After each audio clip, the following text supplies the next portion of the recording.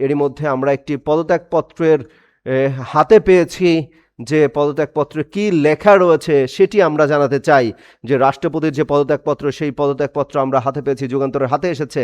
সেই পদত্যাগপত্রে কি লেখা আছে সেটা একটু আপনাদেরকে পড়ে শোনাতে চাই।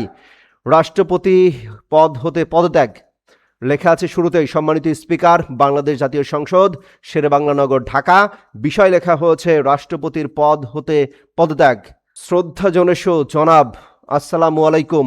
আমি মোহাম্মদ শাহাবুদ্দিন গণপ্রজাতন্ত্রী বাংলাদেশের 22তম রাষ্ট্রপতি হিসেবে নির্বাচিত হয়ে 2023 সনের 24 এপ্রিল রাষ্ট্রপতি পদে প্রথম শপথ গ্রহণ করি এবং অদ্যাবধি নিষ্ঠা, সততা ও সংবিধানের প্রতি সম্পূর্ণ আনুগত্যের সঙ্গে দায়িত্ব পালন করছি।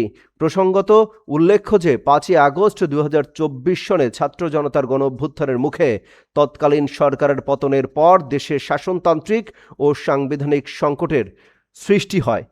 সাংবিধানিক সংকট থেকে উত্তরণের অভিপ্রায় সংবিধানের 106 অনুচ্ছেদের ক্ষমতা বলে আমি রাষ্ট্রপতি হিসেবে বাংলাদেশের সুপ্রিম কোর্টের আপিল বিভাগের মতামত কামনা করি।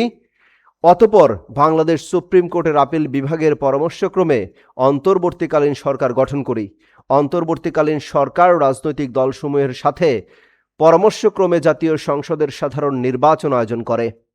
নির্বাচনের ফলাফলের ভিত্তিতে বর্তমান সরকার গঠিত হয়ে সরকার পরিচালনা করছে। বর্তমানে সরকারি দল ও বিরোধী দল গণতান্ত্রিক চর্চার মধ্য দিয়ে জাতীয় সংসদে নিজ নিজ দায়িত্ব পালন করছে। আমরা সুদৃঢ়ভাবে ও ইতিবাচক ভূমিকার কারণে দেশে কোনো সাংবিধানিক বিপর্যয় ঘটেনি। তিনি আবার বলছেন, আমি গুরুতর অসুস্থ, হৃদরোগ, উচ্চ রক্তচাপ, ডায়াবেটিস ও কিডনি জটিলতায় ভুগছি। আমার হৃদযন্ত্রে বাইপাস সার্জারি হয়েছে। ইদানিং স্বাস্থ্য পরীক্ষায় অটোনমিক নিউরোপ্যাথি নামক রোগ শনাক্ত হয়েছে। এই রোগের কারণে আমি মাঝে মাঝে ক্ষণিক অচেতন হয়ে যাই। রোগসমূহের প্রাদুর্ভাবে শারীরিক ও মানসিক অসামর্থ্যতার কারণে রাষ্ট্রপতির মতো গুরুত্বপূর্ণ সাংবিধানিক পদে দায়িত্ব পালন করা আমার পক্ষে সম্ভব হচ্ছে না। আমার দীর্ঘমেয়াদে চিকিৎসা প্রয়োজন। এমতো অবস্থায় সংবিধানের 50(3) অনুচ্ছেদের বিধান অনুযায়ী আমি রাষ্ট্রপতির পদ হতে পদত্যাগ করছি। ধন্যবাদ।